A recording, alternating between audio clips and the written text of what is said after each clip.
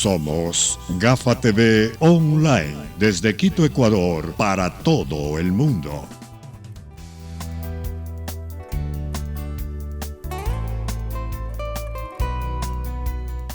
Amigos de Gafa TV Ecuador, tengan ustedes muy buenas tardes. Gracias por estar siempre pendientes de las redes sociales de Gafa TV Ecuador. Nos pueden ver en Facebook, en Twitter, en Instagram, en YouTube y por supuesto seguir nuestra página web www.gafatv.com. Desde Quito, Ecuador, estamos esta tarde con el señor Decio Machado. Él es consultor político. Vamos a tratar un poco el tema electoral, la pandemia y todo lo que está atravesando nuestro país y el mundo en la actualidad. Como todas las tardes nos acompaña nuestro compañero Fernando García para el diálogo. Fernando, buenas tardes.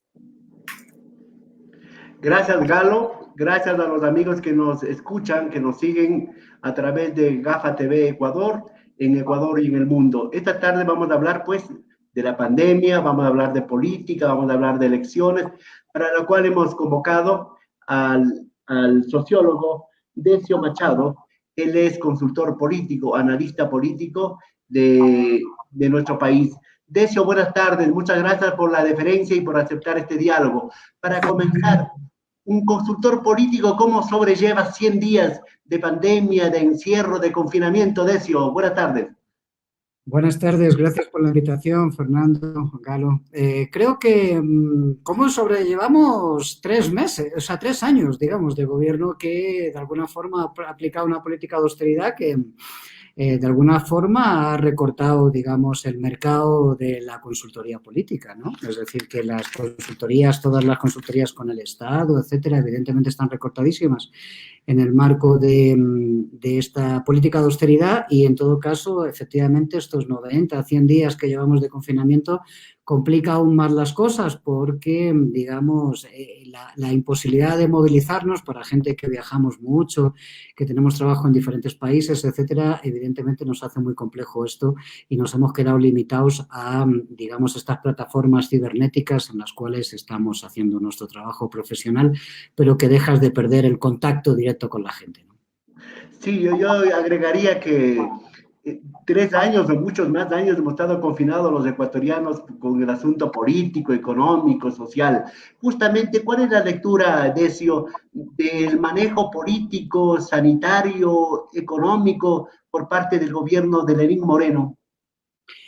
Bueno, yo creo que el gobierno de Lenín Moreno, si hacemos un recorrido rápido, es decir, así telegráfico, lo que tenemos es que arrancó ya complicado, es decir, que hay que recordar que es un gobierno que nació cuestionado en las urnas, pese a que su oposición nunca presentase ninguna prueba. Nació cuestionado, digamos, porque se le acusó de haber hecho fraude electoral. Esto creo que el gobierno lo superó rápidamente a través de aquellas políticas de diálogo y generando, digamos, marcos de consenso social que le hicieron incrementar de alguna forma su popularidad así de forma muy rápida. Pero evidentemente la propaganda, es decir, este tipo de cosas hay que sostenerlas sobre políticas reales y me parece que es a partir de ahí donde el gobierno de Lenín Moreno empieza, digamos, a caer, digamos, en sus niveles de popularidad hasta llegar al momento en el que estamos. El gobierno de Lenín Moreno, más allá de lo que quieran decir oficialmente, tiene unos indicadores de legitimidad por debajo de 2 dígitos. En este sentido, me parece que es uno de los gobiernos que quedará de este siglo XX, lo que llamamos de siglo XXI, con menor ranking de popularidad en América Latina. Antecedentes como este serían el de Alejandro Toledo en 2005-2006 con el 6% de popularidad, o el de Laura Chinchilla en Costa Rica en el 2014, que ya por ahí anda el gobierno del Ecuador. Con respecto al tema económico, creo que lo tenemos claro, es decir, estas políticas de austeridad, es decir, que se han aplicado en este país, a pesar de que se legitimen bajo el discurso de que, quiero recordar aquella famosa frase de que el gobierno se tomó sin la mesa servida, no estaba la mesa servida. Lo que sí es cierto es que llevamos ya bastante tiempo de gobierno y no han sido capaces de articular una hoja de ruta económica para el país. Este país está con su economía estancada, desde hace 5 años que cayeron los precios de los commodities, desde la última fase del gobierno de Correa y todo lo que llevamos de esta. Y en lo que tiene que ver con la pandemia, pues yo creo que los indicadores de fallecidos por la COVID-19 son lo suficientemente, digamos, son indicadores que demuestran cuál ha sido la capacidad de gestión de este gobierno. Es decir, tenemos el indicador más alto de fallecidos en América Latina, es decir, por millón de habitantes. En este momento, si consideramos no las cifras que está dando el gobierno, que hablan de 4.000 y pico, 5.000, etcétera, sino las que realmente son excesos de fallecimientos, es decir, del registro civil, comparado... Más de 18.000, ¿no? Más de 18.000, dicen. Más de 20.000 en este momento. Y quiero decir con esto de que eso es suficientemente significativo como para demostrar que la gestión sobre la pandemia no ha sido absolutamente nada buena. De hecho, digamos, hay varios estudios internacionales que vendrían a indicar algo así como que el Ecuador junto con Irán podrían ser los 2 países del mundo que peor gestión han hecho, digamos, de esta crisis sanitaria a nivel mundial, con lo cual es gravísimo. Decio, y en ese marco, ¿cómo has visto el manejo de la comunicación, la actitud de la ministra del Gobierno, del ministro de Salud, del propio presidente Moreno, del señor Roldán, y ahora con un agregado más, una campaña de recuperar supuestamente el prestigio de los Estados Unidos por las noticias falsas? ¿Qué te parece todo eso? Bueno, yo creo que hay una parte que tiene que ver con, digamos, esta desorientación o desorganización o falta de saber hacer, digamos, en materia de comunicación por parte de la política gubernamental. Yo creo que es evidente que el gobierno en materia de comunicación en estos 3 años y pico que lleva de gestión no ha dado una, ¿no? Es decir, que ha habido un déficit importante, digamos, en el marco de saber establecer las lógicas de comunicación. Pero creo que, además de eso, hay que contemplar un factor y es que es muy difícil comunicar bien si no se gobierna bien y me da la sensación, o sea, quiero decir que no existe una desconexión, digamos, entre la política y la comunicación. La comunicación gubernamental es parte de la política y en este sentido, si se gobierna mal, difícilmente se puede comunicar bien. Creo que esto es un poco la situación que ha vivido el Ecuador. Es decir, por un lado ha habido un déficit en materia de comunicación, por otro lado ese déficit está de alguna forma justificado porque realmente hemos tenido un gobierno que no ha gobernado bien. Creo que se han puesto puntos estelares a intentar hacer, o sea, en el marco de la comunicación, para intentar hacer alguna propaganda así, digamos, de momentos álgidos del gobierno, lo que pretendían ser momentos álgidos del gobierno. Quiero recordar aquellos acuerdos cuando los principales miembros del gabinete fueron a Estados Unidos y nos vendieron eso como si hubiésemos conquistado Washington, ¿no? O sea, la foto histórica para ellos, ¿no? Sí, una foto histórica que ya ves, ¿no? Es decir, que hasta ahora no significa nada realmente, digamos, en materia de políticas públicas.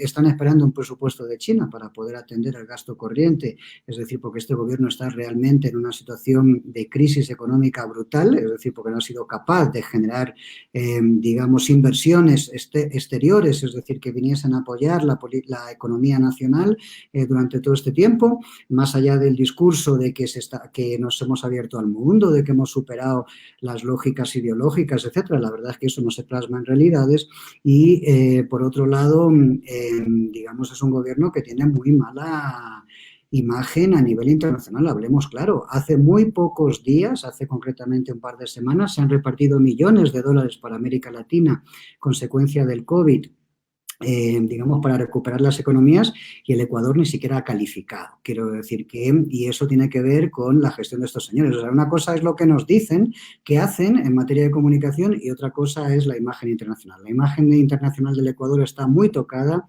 es decir, consecuencia de la falta de, digamos, ejecutividad del gobierno nacional y al mismo tiempo la continuidad de escándalos que nos encontramos diariamente por temas de corrupción. En todo caso, queda claro que no hay una política ni económica, ni una política social, ni una política comunicacional. Pero en términos de pandemia, ¿cuál es tu opinión respecto al desempeño, a la actitud de los políticos, de los líderes, de los dirigentes, de los empresarios? ¿Cuál es tu opinión al respecto? ¿Cómo has visto la actitud de aquellos?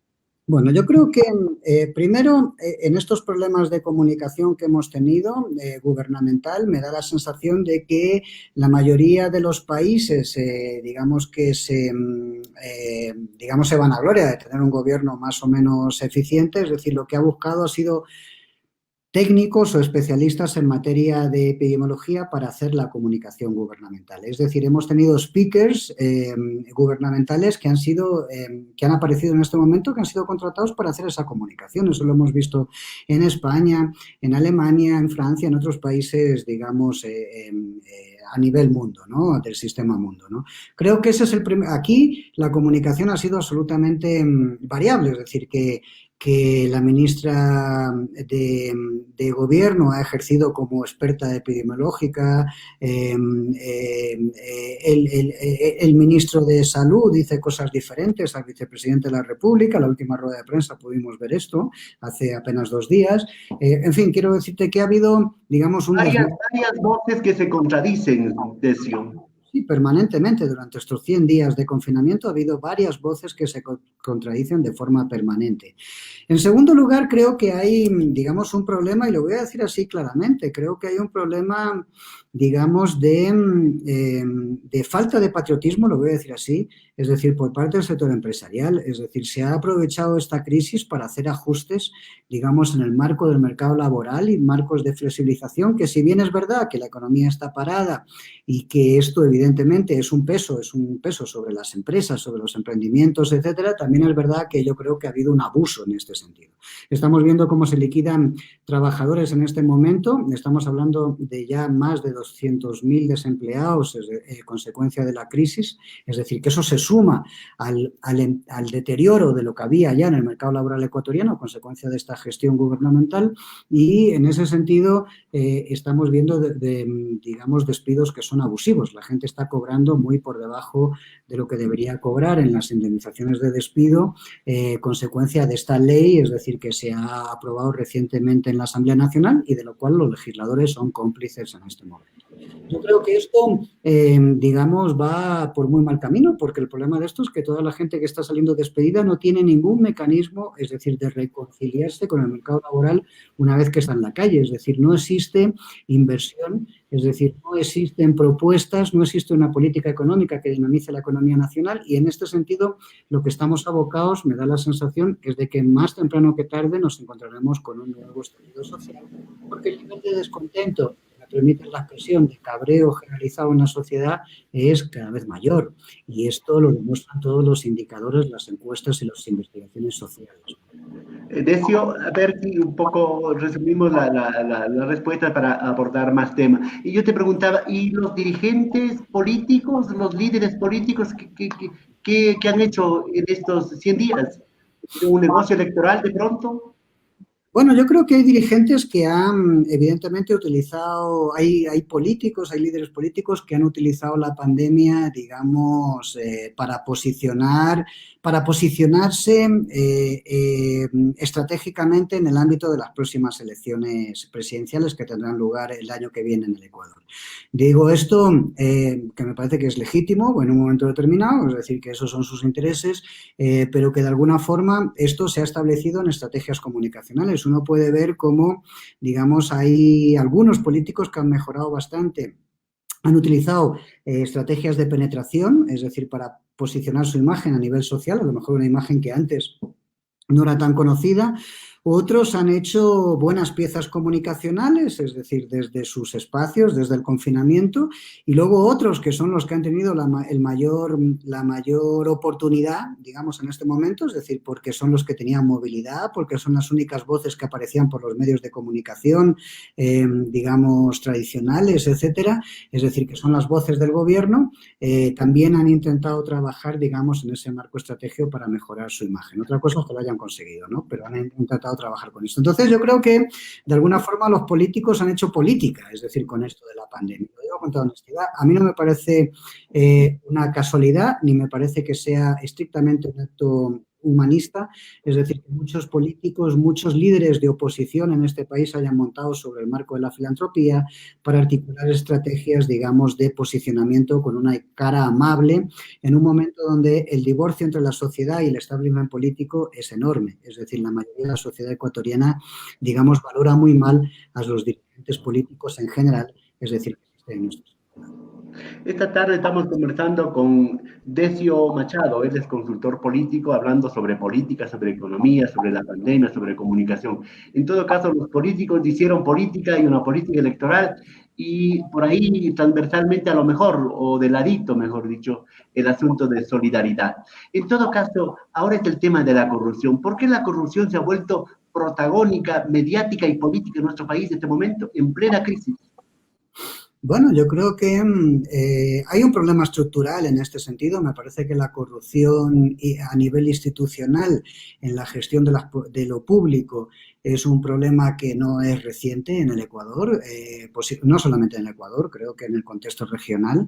Me parece que esa corrupción es una corrupción que está ya enraizada estructuralmente, digamos, en la gestión de lo público. Evidentemente la corrupción tiene dos ámbitos, es decir, lo público y lo privado, y cuando digo esto me refiero a que si lo público se corrompe es porque hay privados que también corrompen. Esta es la parte que habitualmente se suele olvidar en esta relación, es decir, no se habla de los empresarios o se habla muy poco de los empresarios que corrompen a los funcionarios públicos, y en este sentido me parece que ahí hay un déficit, digamos, en la gestión de la lucha contra la corrupción, y me parece también que, digamos, como decía, esta corrupción es una corrupción que se ha ido enraizando durante los años 80, desde la vuelta de la democracia, digamos que tiene momentos de esplendor, digamos, de fuerte impacto, es decir, durante los años 90, y que de aquí a acá, desde entonces hasta acá, o sea, de aquellos barros, estos lodos, ¿no? De alguna forma me parece que, digamos, la corrupción no es un elemento que sea nuevo. Aquí parece que, y lo voy a decir así de claro también, es decir, parece que la corrupción se generó a partir del régimen anterior. Es una cosa que venía de antaño. En todo caso, el régimen anterior no supo extirparla, es decir, exactamente igual que tampoco lo ha hecho este ni lo han hecho los anteriores. En ese sentido, yo creo que hay un problema serio de raíz. Y hemos visto cómo esa corrupción además afecta, digamos, a todos los ámbitos, ideologías, tendencias políticas, etcétera. Es decir, la ocupación de cargos, la negociación de votos en la Asamblea Nacional a cambio del reparto de institucionalidades y funciones públicas para beneficio de algunos, para enriquecimiento de algunos, hablando claro. Es decir, eso lo haga el gobierno como una política que intenta normalizar la estabilidad política, es decir, que a cambio de que se mantenga el gobierno, salgan sus leyes, es decir, tengan este tipo de prebendas, etcétera, demuestra un modelo de gestión muy nefasto. Decio, y en todo caso, las denuncias de corrupción tampoco son inocentes, porque no son netamente que se busca la transparencia y la ética, sino que son discursos que están transversalmente buscando protagonismo político, protagonismo electoral, y es un discurso de la corrupción, pero no hay una lucha anticorrupción en los programas de gobierno, en las agendas de trabajo, ¿verdad, Decio? No hay un programa de anticorrupción. Lo que ha habido, o sea, no hay un programa de lucha contra la corrupción, hablemos claro, no lo ha habido nunca. Quiero decir que yo creo que ha habido instituciones, es decir, como la Comisión contra la Corrupción, que son organismos, es decir, articulados en el marco de la sociedad civil por algunos académicos, etcétera, bueno, que han hecho su trabajo, en unos casos mejor, en otros peor, es decir, pero me parece que desde lo que es la institucionalidad, es decir, desde lo que es el gobierno, el Estado, en sus diferentes estructuras, realmente no ha habido ninguna articulación de una política anticorrupción. Lo que ha habido, en todo caso, es, digamos, fuegos fatuos, es decir, lo que ha habido son fuegos artificiales, lo que ha habido ha sido posicionamiento de lógicas propagandísticas, la creación de la comisión, digamos, de transparencia en un momento determinado, es decir, para poner ahí, digamos, al esposo de la ministra de Gobierno, es decir, o sea, quiero decir, ha habido capítulos de estas características, es decir, que no forman parte... Unas instancias burocráticas simplemente, Decio, y que al final terminaron muriendo por su propio peso. instancias burocráticas y que además han tenido, digamos, una lógica conductiva en su articulación. O sea, no ha habido nada en la Comisión de Transparencia, por ejemplo, por hablarte de un órgano que dependía de la Presidencia de la República, no ha habido absolutamente nada que no fuese, digamos, enfocado a combatir a sus opositores, en este caso al correísmo, cosas de ese tipo. Pero, por ejemplo, ¿dónde estaban los Danieles Mendoza en la Comisión en la Secretaría de Transparencia? ¿Dónde estaban estas que tienen, o sea, estos nidos de corrupción que tienen que ver con la actual gestión gubernamental? Yo creo que ahí hay un déficit, es decir, que además los ecuatorianos comprenden. Me da la sensación de que hay un menosprecio por la capacidad de entendimiento de lo que pasa por parte de la sociedad desde el gobierno. Yo creo que este divorcio, esta sensación de que la política es un asco, que es una sensación generalizada dentro de la sociedad ecuatoriana, es fruto precisamente de ese menosprecio que ha sentido, digamos, el gobierno, digamos, en la capacidad de entender lo que estaba pasando por parte de la ciudadanía. Yo creo que la ciudadanía es bastante más inteligente de lo que el gobierno y los políticos ecuatorianos en general piensan que es la ciudadanía. Estamos conversando esta tarde a través de GAFA TV Ecuador con el sociólogo Decio Machado, consultor político. Decio, ¿y a qué juegan la Contraloría, la Fiscalía, la Justicia, los medios tradicionales? ¿Qué juego están practicando? Bueno, yo creo que el último episodio que estamos viendo, digamos, de toda esta debacle, que es este enfrentamiento entre Contraloría y el sector dirigente del Consejo Nacional Electoral, realmente es, digamos, una expresión del nivel de desgobierno que existe en este país. Es decir, que ni siquiera las instituciones públicas tienen claro cuáles son sus competencias, ¿no? En este sentido, yo creo que es insólito ver cómo dos órganos de control, en un caso el organismo o la institución rectora de la democracia, como es el CNE, y otro, en la Contraloría, que está para otros fines que no tienen que ver con la política electoral ni con la legalización de partidos, de repente chocan, digamos, en el marco de esta lógica de no entender cuáles son sus competencias. Entender de que esto es gratuito a mí me parecería una visión naif o una visión infantil, es decir, de la realidad. Me da la sensación de que existe una estrategia, digamos, de generar cierto caos ante las próximas elecciones presidenciales. Es decir, que lo que se está generando es desinstitucionalidad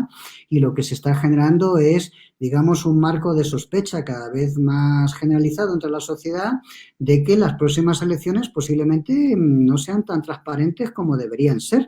Y teniendo en cuenta otros episodios que está viendo en América Latina en este sentido, pues la verdad es que uno levanta la ceja, ¿no?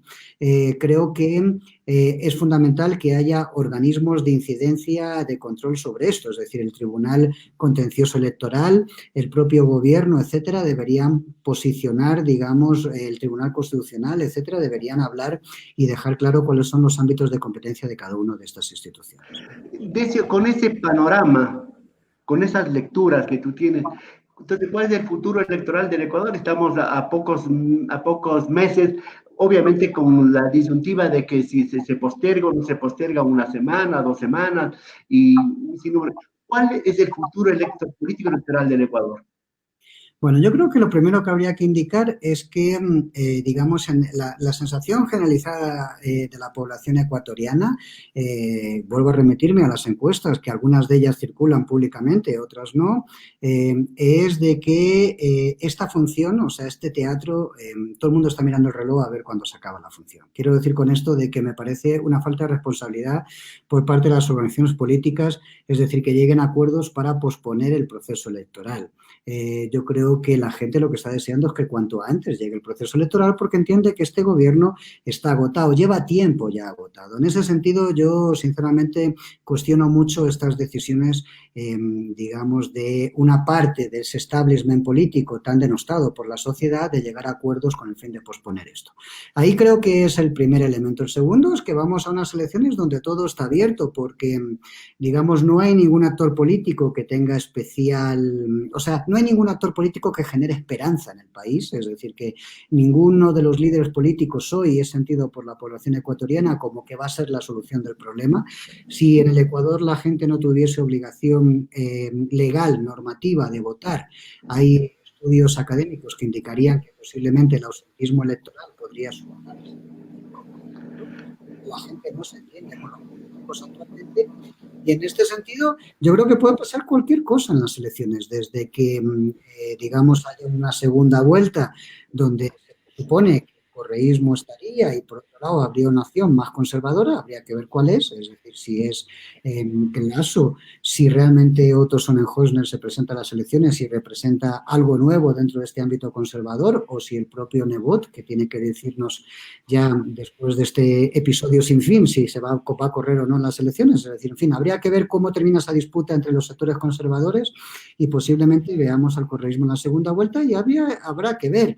Es decir, pero lo que sí te digo es que la sensación generalizada es que la gente no tiene confianza en los políticos, más allá de sus ideologías. Nadie siente que alguien vaya a solucionar esto de verdad.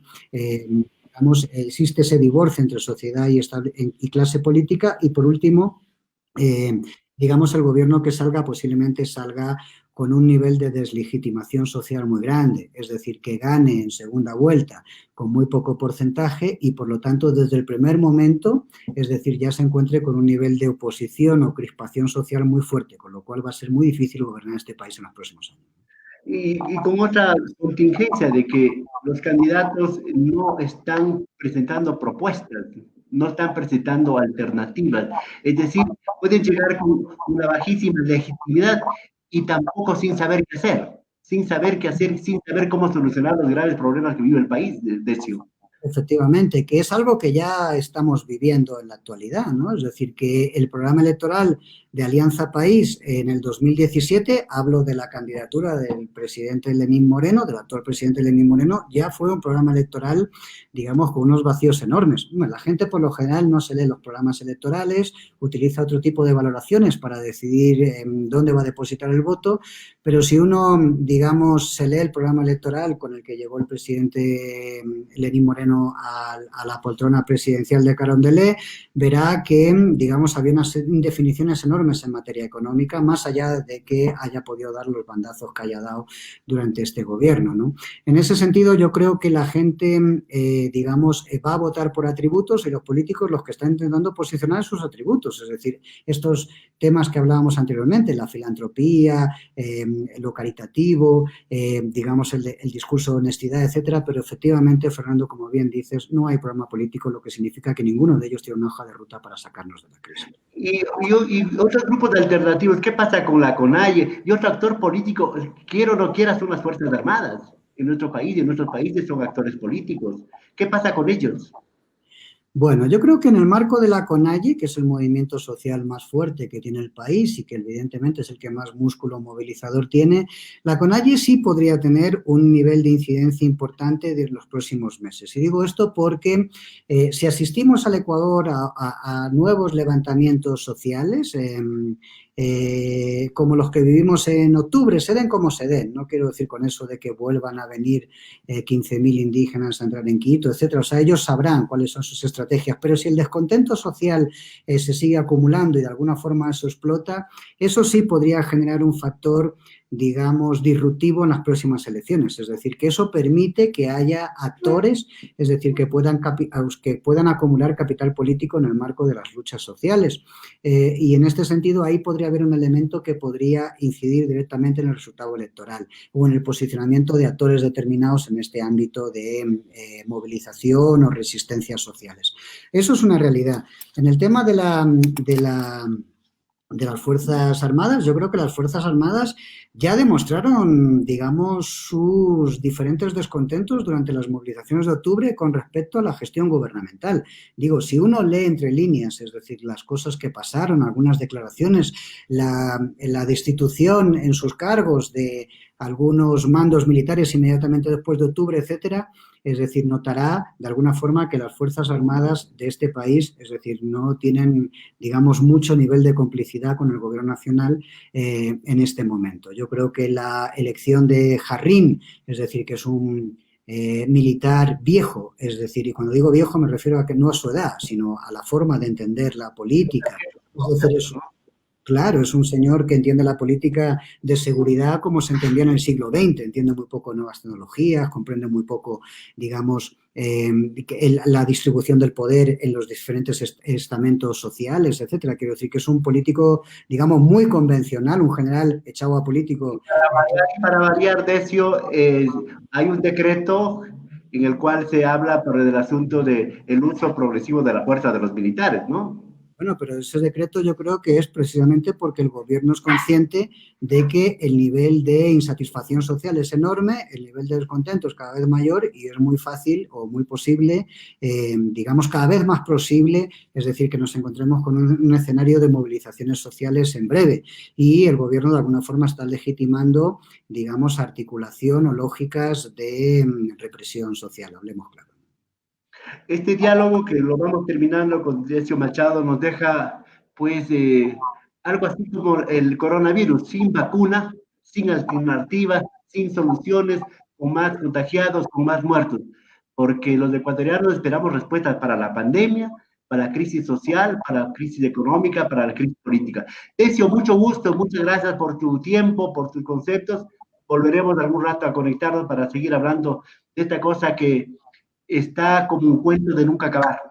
Decio, Sí. muy amable. Gracias, Fernando. Gracias a los oyentes también por la atención. Y bueno, esperemos de que de alguna forma se pueda enfocar la situación política del país. Muchas gracias a todos. Gracias a ti, gracias a los amigos que nos han seguido en Ecuador y en el mundo a través de GAFA TV Ecuador. Volveremos mañana con un nuevo diálogo para hablar de lo más importante, de lo que nos interesa y nos preocupa. Hasta la próxima.